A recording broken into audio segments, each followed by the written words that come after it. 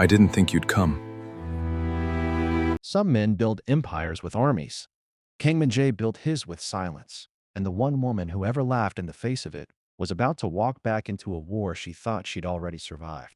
If you believe love should never be used as a weapon to control or manipulate someone into jealousy, hit like and subscribe right now.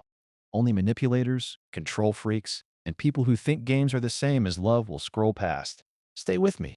Amara's revenge is just getting started. Seoul at night looked like a city built by people who had never once considered turning off a light. Neon bled into wet asphalt. Taxis hissed past like they were late for their own funerals. And somewhere above the noise, in a penthouse that cost more than most people's ancestral villages, Kang Min-jae stood at a window doing what he did best. Nothing, visibly, while calculating everything. Invisibly. They called him the Winter Ghost. Not because he was cold, though he was, in the way a knife is cold before it isn't, but because by the time you felt him, it was already too late to do anything about it. 10 years running Seoul's most profitable and least legal enterprises had taught him one thing. The loudest man in the room is usually the first one arrested. Min-jae had never raised his voice. He'd simply raised body counts, stock portfolios, and blood pressure. Other people's, never his own. His men respected him the way sailors respect the ocean. Beautiful, useful, and one wrong move from drowning you. Which was why, 8 months ago, when a woman named Amara had walked into his private club wearing a red dress and an expression that said, "I've buried men scarier than you," his entire security detail had experienced what could only be described as a collective religious crisis. She hadn't been intimidated. She hadn't even been polite about not being intimidated. "That's your scary face?" she'd said, looking him up and down like he was a mildly disappointing entree. "My grandmother's disapproval hits harder, and she's 4'11" and communicates entirely through sighing. Somewhere in the room, a bodyguard had choked on his own spit. Min-jae, for the first time in a decade, had felt something dangerously close to delight. That single sentence did more damage to his reputation than 3 rival gangs and a federal investigation combined. Because after that, everyone knew there existed, somewhere in Seoul, a woman who was not afraid of Kang Min-jae. And worse, he liked it.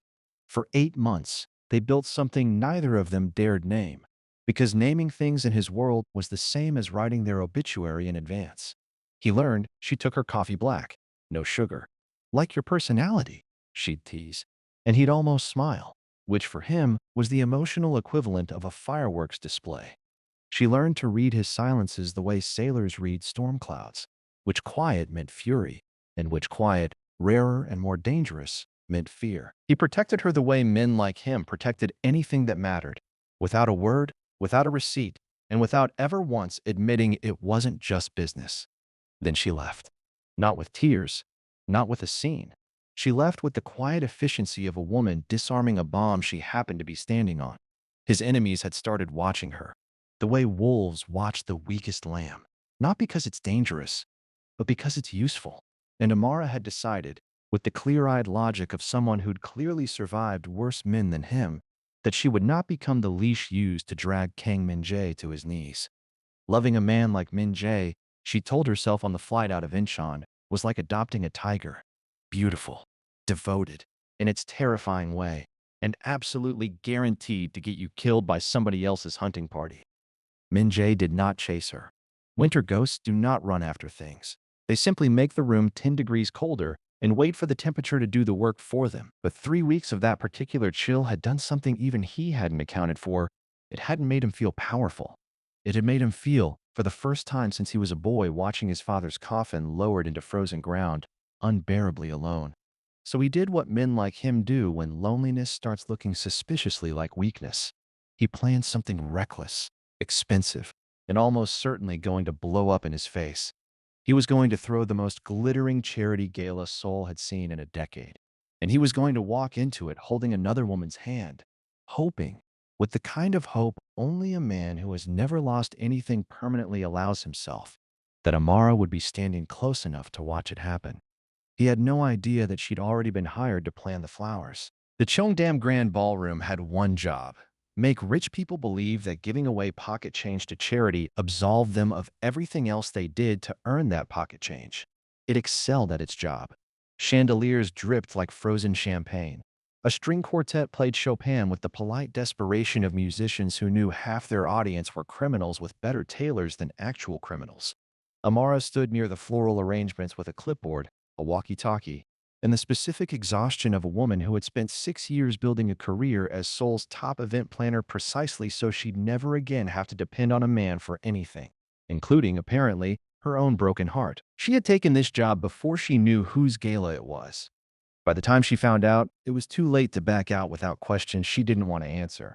And Amara did not do questions she didn't want to answer.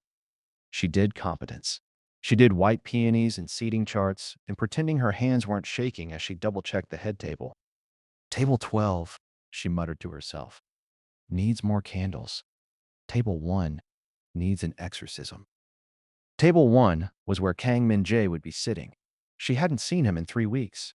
3 weeks of silence so complete it had a texture, like snow settling over a crime scene. She told herself she was fine. She told her assistant she was fine.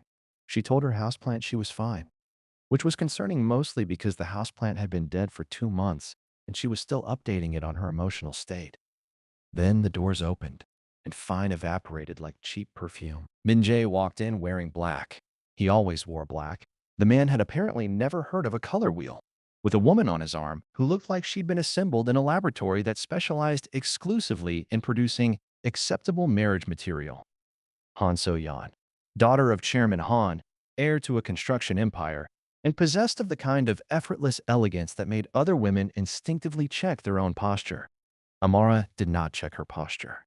She gripped her clipboard like it owed her money. Who? Whispered her assistant, a wide-eyed 23-year-old named Ji Woo, who had clearly never learned the very useful skill of reading a room. Is that? That? Amara said, in a voice she was proud of for not cracking. Is none of my business. It became, very rapidly, everybody's business. Because Min-jae did not simply escort So-yeon into the ballroom. He escorted her the way a man escorts a trophy he wants, photographed from every angle. Hand at her back, head bent slightly toward hers, a softness in his expression that Amara had once foolishly believed was reserved for her alone. It was, she would later admit, an extremely good performance. Oscar-worthy if the Oscars gave awards for best attempt to ruin a woman's entire week using only body language. She watched him laugh, actually laugh, that rare, low sound she used to feel in her sternum, at something So-yeon said. She watched the chairman beam at the two of them like he was already mentally spending the merger money. She watched a dozen society photographers descend like a flock of extremely well-dressed vultures. And she thought, with the particular clarity of a woman standing directly in the blast radius of her own bad decisions. So this is what it feels like to plan a party you weren't invited to feel anything at. She should have left. She had every professional right to delegate the rest of the evening to Ji Woo and go home to a bottle of wine and her extremely dead, extremely supportive houseplant. Instead, she stayed because some deeply stubborn part of her needed to know exactly how far Kang Min-jae was willing to take this. She didn't have to wait long. Halfway through dinner, as waiters cleared the second course and the string quartet shifted into something suspiciously ceremonial, Min-jae rose from his seat. A hush moved through the ballroom the way it does only for men who own the building, several of the guests' debts, and possibly the police commissioner. He took the microphone from the MC with the calm of a man about to announce a business acquisition, not a marriage. His eyes swept the room once, searching, Amara would realize later, for exactly one face, and found hers. For a single, suspended second, the winter ghost looked almost human, almost afraid. Then he smiled, turned to Han So-yeon, and got down on one knee. Amara's clipboard hit the floor. The gasp that swept the ballroom had the synchronized quality of a flock of birds changing direction, 300 wealthy strangers inhaling at exactly the same moment, as if rehearsed. Somewhere near the bar, a socialite dropped her champagne flute. Nobody noticed. Everyone was watching Kang Min-jae on one knee, holding a ring box that had clearly never been meant for the woman standing in front of him. Han So-yeon, to her considerable credit, looked appropriately stunned, a masterclass in feigned surprise, complete with a hand pressed to her chest and eyes gone glassy at exactly the right moment. If Amara hadn't known better, she'd have believed it too. That was the unsettling thing about rich people. They were all secretly excellent actors, trained since birth in the art of looking delighted about things they'd negotiated over brunch. Han So-yan, Min-jae said, his voice carrying with the flat, unhurried confidence of a man reading out a business contract. Will you marry me? The applause that followed was deafening, the kind reserved for royal weddings, buzzer-beater three-pointers, and men who just publicly humiliated the one woman in the room actually capable of feeling something about it. Amara stood frozen behind the floral arrangements, clipboard forgotten on the marble floor, watching the only man who'd ever made her feel like something other than a fortress get down on one knee for someone else. Somewhere in her chest, a decade's worth of self-preservation instincts were screaming at her to leave. She ignored them, because apparently self-respect took a lunch break at the worst possible moments. She thought about walking out. She thought about doing something dramatic, knocking over a champagne tower, setting off a fire alarm, anything to disrupt the fairy tale currently being performed at her expense. Instead, she did something far more devastating. She smiled. Not a brave smile.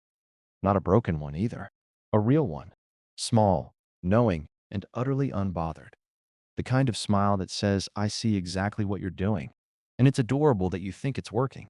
She walked forward through the parting crowd, picked up the bouquet meant for the newly engaged couple, and handed it to Han So-yeon with the practiced grace of a woman who had, in fact, planned this entire event down to the napkin folds. Congratulations, Amara said warmly, loud enough for the front 3 rows to hear.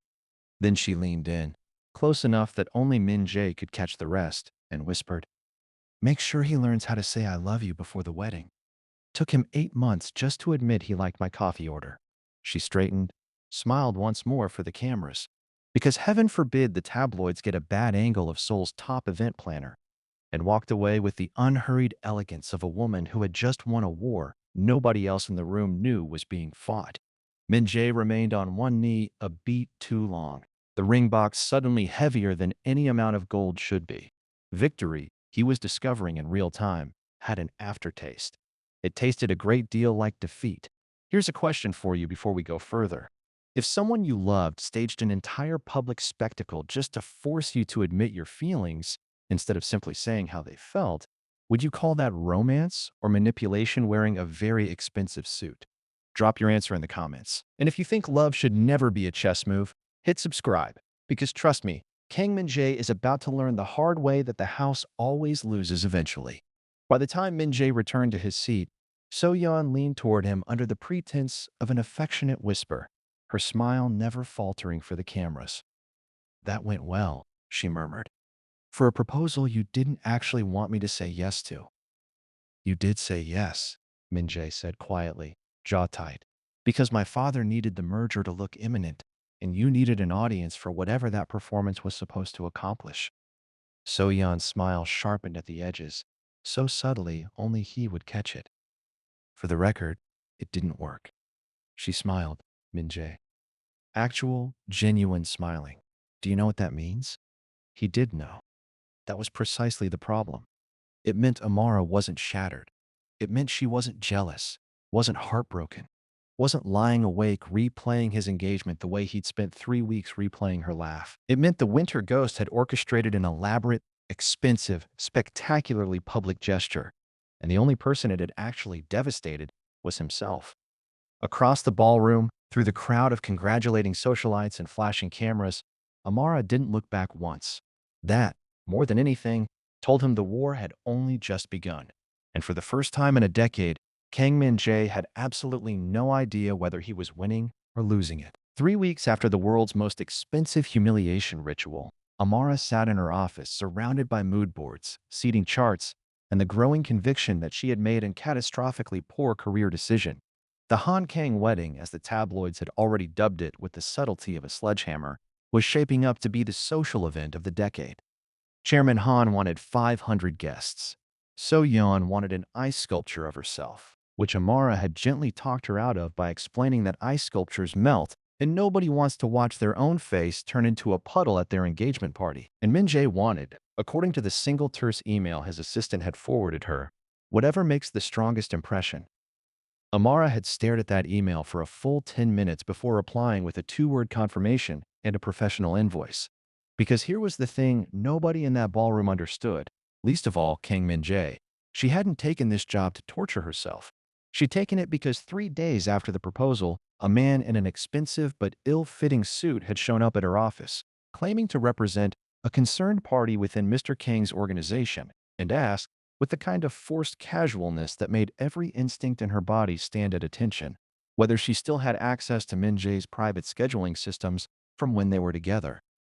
Amara had smiled, said she didn't discuss client relationships, and shown him the door with the practiced warmth of a woman who'd once talked a Mafia boss into eating vegetables. But the second the door clicked shut, she'd called the one number she still had memorized despite 3 weeks of very deliberately not memorizing it. Not Min-jae's number. His head of security, a quiet, unnervingly competent woman named Yoon-hee, who owed Amara a favor after a wedding planning incident involving a bribed florist and a body double that Amara had cleaned up without ever once mentioning it to anyone, including Min-jae himself. Someone's fishing, Amara had told her over an untraceable line. Someone thinks I still have backdoor access to his files, which means someone inside his organization is selling information and they think I'm still a way in. Yoon-hee had gone very quiet. You're certain? I'm certain someone's desperate enough to approach his ex-girlfriend cold, 3 weeks after a public engagement, hoping she's bitter enough to hand over the keys to his empire out of spite. Amara had paused, letting that land. That's not a guess. That's a pattern. And patterns mean there's a rat somewhere close to him. So when the wedding planning offer came through, official, generous, suspiciously convenient, Amara hadn't hesitated. She'd said yes before the chairman's assistant finished the sentence. Because if someone believed she still had access, the wedding wasn't a celebration. It was bait. And bait, properly placed, catches exactly what it's meant to. Every floral invoice she signed off on, every guest list she finalized, every seating chart she distributed to vendors. All of it ran through channels only she and Uni knew were being quietly monitored. Somewhere in Min-jae's organization, someone was watching those documents a little too closely, asking a little too many questions about who had access to what, and Amara intended to find out exactly who before a single vow was exchanged. The irony was not lost on her. She had left Min-jae to protect herself from becoming a weakness used against him. Now here she was, voluntarily walking back into the blast radius, orchestrating the exact kind of danger she'd fled. Except this time, she was the one setting the trap instead of dodging it. You're doing this for him, Jiwoo said one evening, watching Amara cross-reference vendor contracts with a level of intensity usually reserved for federal audits. Even though he humiliated you in front of half of Seoul's elite. I'm doing this, Amara corrected, not looking up, because somebody inside that organization is a snake, and snakes don't care whose heart they bite on the way to the money. This has nothing to do with Kang Min-jae's feelings. Ji-woo raised an eyebrow. And everything to do with yours? Amara didn't answer that. Some questions were better left in the folder marked never opening this again. Meanwhile, 3 floors below Min-jae's penthouse, in an office with better security than most national banks, a man Min-jae trusted completely reviewed the wedding vendor list Amara had submitted, cross-checked it against a private ledger only he had access to, and smiled the small, satisfied smile of a man who believed he was several steps ahead of everyone in the building. He had no idea he was standing exactly where Amara wanted him, one careful, traceable click away from exposing himself completely. The days leading up to the wedding rehearsal took on the surreal quality of a hostage negotiation disguised as a garden party. Amara moved through fittings, floral deliveries, and menu tastings with the calm efficiency of a woman who had absolutely not spent every night since the gala lying awake staring at her ceiling, replaying a whispered joke about coffee. Min-jae, for his part, was unraveling in ways that no amount of expensive tailoring could disguise. He'd always been a man who moved through the world like weather, inevitable, unbothered, impossible to argue with. Now he snapped at his driver for taking the wrong route. He stared through 3 separate business meetings without absorbing a single word. His head bodyguard, a mountain of a man named Sung Min, who had taken exactly 1 bullet for Min-jae and considered it a good career decision, had started quietly asking Uni whether the boss was eating. He's fine, Uni lied, watching Min-jae from across the room stare at a floral arrangement sample with the intensity most men reserve for reading their own autopsy report. He wasn't fine. He was a man watching the only woman he'd ever loved plan his wedding to someone else with more composure than he'd managed in his entire criminal career. And it was breaking something in him that 10 years of gang warfare, betrayal, and one memorable incident involving a rival boss and a wood chipper had never managed to touch.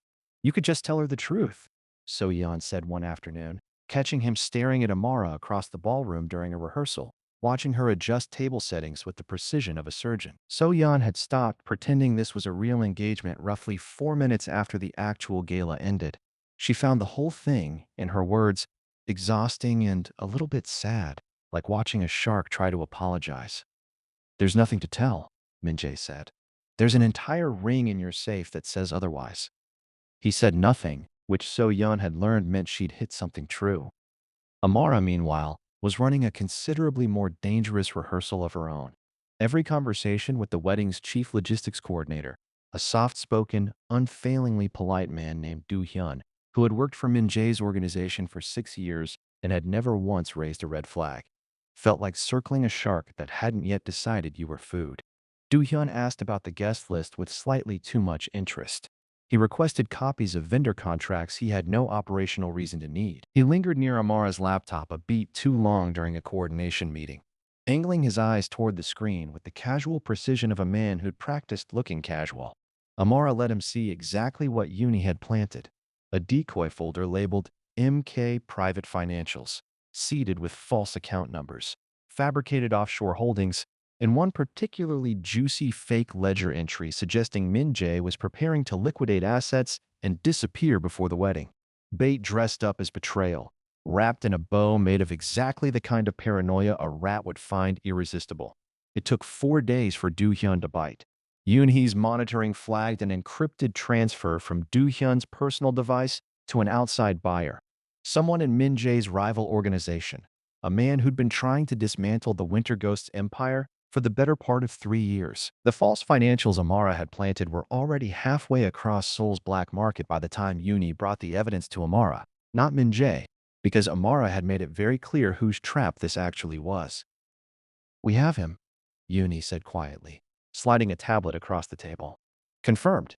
Do-hyun's been selling information for 8 months. Around the same time you." She stopped herself. "Around the same time I left," Amara finished. "Which means whatever he sold, whoever he's working for, has had 8 months of Min Jae's secrets." She stared at the screen, jaw tight. This isn't just about a wedding anymore. "What do we do?" Amara closed the laptop slowly. "We let the wedding happen. We let Do-hyun think he's still one step ahead, and on the day he least expects it, we make sure everyone in that ballroom sees exactly what he did." Yoon-hee studied her for a long moment. "You know this ends with Min Jae finding out everything. About the informant. About the trap.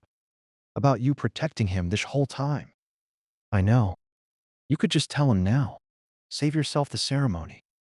Amara almost laughed, a short, humorless sound. "If I've learned anything about that man, it's that Kang Min Jae doesn't believe anything unless he watches it burn down in front of him." She stood, gathering her files. "So let's give him a fire he'll never forget." Outside, rehearsal dinner preparations continued in blissful ignorance, string lights being hung over a garden that would, in exactly 9 days, host either the wedding of the season or its spectacular, long overdue unraveling. The morning of the wedding arrived wrapped in the kind of golden, cinematic light that photographers dream about and liars find extremely convenient. The Cheongdam Grand Ballroom had been transformed overnight, white orchids cascading down marble columns, 500 chairs arranged with military precision, a string quartet warming up in the corner like nothing about today was about to detonate spectacularly. Min Jae stood in the groom's suite, staring at his reflection in a mirror that had cost more than most people's cars, and felt nothing except a low, persistent hum of dread he couldn't quite name. He'd worn tailored suits to funerals, negotiations, and one memorable meeting where he'd calmly discussed terms with a man he intended to have killed by dinner. He'd never worn one that felt this much like a costume. "You look like a man walking to his own execution," Sung Min observed, adjusting Min Jae's cufflinks with the tenderness of someone handling a bomb. "Feels about right," Min Jae muttered. 2 floors below, So-yeon sat in the bridal suite, fully dressed, hair and makeup finished, staring at her phone with an expression that had nothing to do with wedding day jitters. Yoon, he had briefed her an hour earlier, quietly, efficiently, the way she briefed everyone who needed to know just enough and not one detail more. "You're certain this is the only way?" So-yeon had asked. "I'm certain." Do-hyun believes he's about to walk out of this building with enough leverage to bury Min-jae's entire operation, Yooni had replied. "Which means he's desperate, and desperate men make mistakes. We just need him to make his final one in front of witnesses." So-yeon, to her credit, hadn't hesitated. Whatever else could be said about a fake engagement orchestrated to manipulate a heartbroken woman, So-yeon had decided somewhere around week 2 that she rather liked Amara, found Min-jae's brooding intensity exhausting in an almost endearing way, and had absolutely no interest in becoming collateral damage in someone else's power grab. At 9:47 a.m., 13 minutes before the ceremony was scheduled to begin, So-yeon quietly slipped out a service entrance with Min-jae's brother, Taeyang, at her side. The one man in the organization Min-jae had never once thought to suspect, precisely because suspicion had never occurred to him as necessary. Taeyang had spent 6 months quietly gathering the evidence Yooni and Amara needed, working the case from the inside with the patient thoroughness of a man who'd watched his brother's paranoia consume nearly everyone except the person actually betraying him. At 9:52, a single message lit up Min-jae's phone. "Your bride knows who betrayed you." He stared at it for 4 full seconds before the meaning landed, cold and absolute, like ice water down his spine. He was moving before he'd consciously decided to move, shoving past Sungmin, past wedding coordinators, past 300 confused guests already filing into their seats, toward the one place his instincts told him the truth was waiting: the ballroom. It was empty when he arrived. Chairs full of guests who had no idea their groom had just abandoned the aisle. String quartet still playing, oblivious.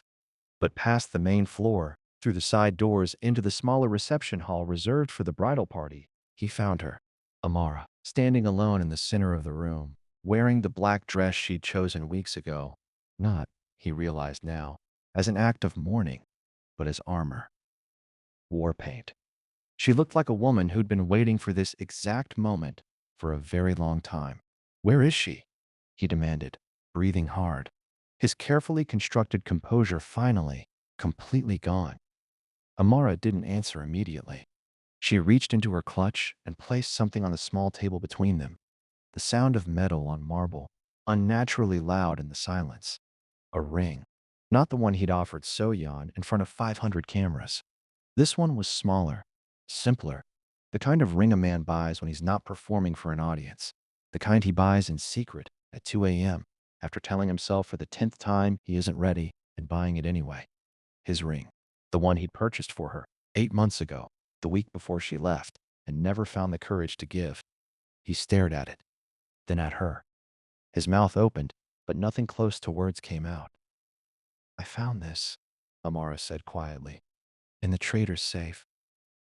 The ballroom doors, somewhere behind him, creaked open. The doors swung open, and So-yeon walked in first, calm as a woman arriving fashionably late to her own funeral, her hand resting lightly in the palm of Kang Taeyang, Min-jae's younger brother, and the one person in the entire organization he had never once thought to suspect of anything, mostly because suspecting Taeyang would have required admitting the boy did more with his life than attend family dinners and lose spectacularly at golf.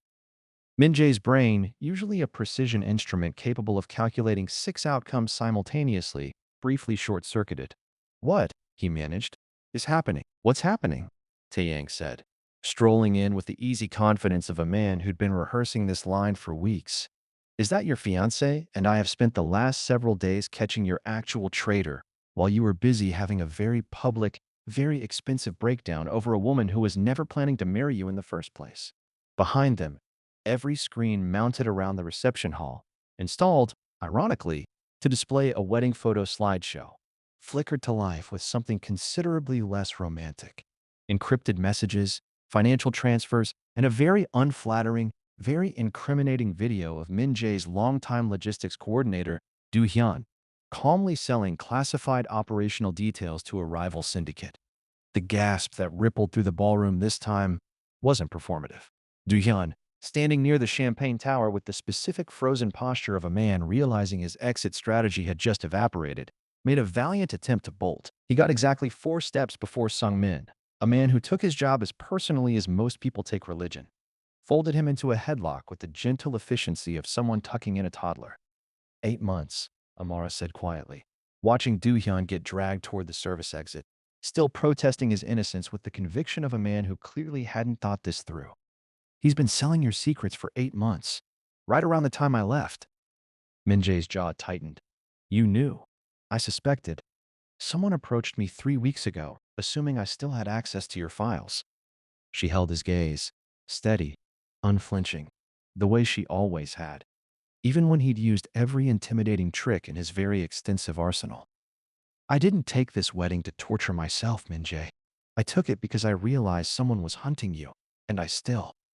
She stopped herself, jaw tightening, refusing to finish the sentence. You still what? I still couldn't let you fall for it alone, even after everything. The Winter Ghost, a man who had negotiated hostage releases without breaking a sweat, found himself entirely undone by 4 words spoken by a woman in a black dress standing in the wreckage of his own fake wedding. The proposal, he said slowly, was never real. I know. So-yeon told me the day after the gala. Something about not wanting to marry a man who looked at another woman like she was the only reason gravity worked. Amara allowed herself a small, tired smile.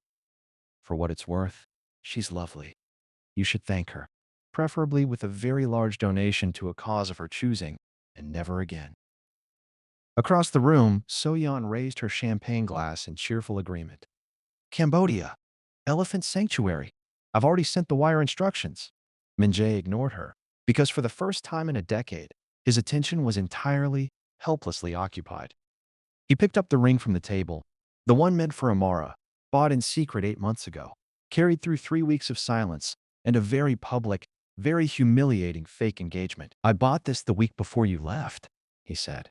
I never gave it to you because I didn't know how to say what it meant without it sounding like a threat. Try, Amara said.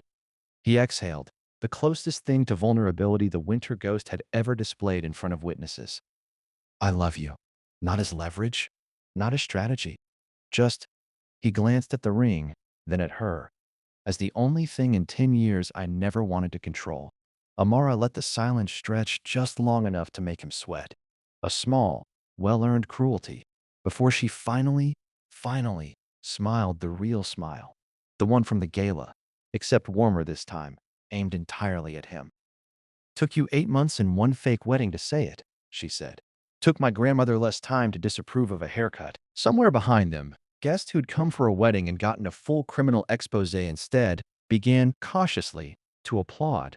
Because in Seoul, as it turns out, nothing draws a bigger crowd than watching a mafia boss lose an argument to the one woman brave enough to hand it to him. The Winter Ghost had finally thawed. And this time, there was nothing fake about it.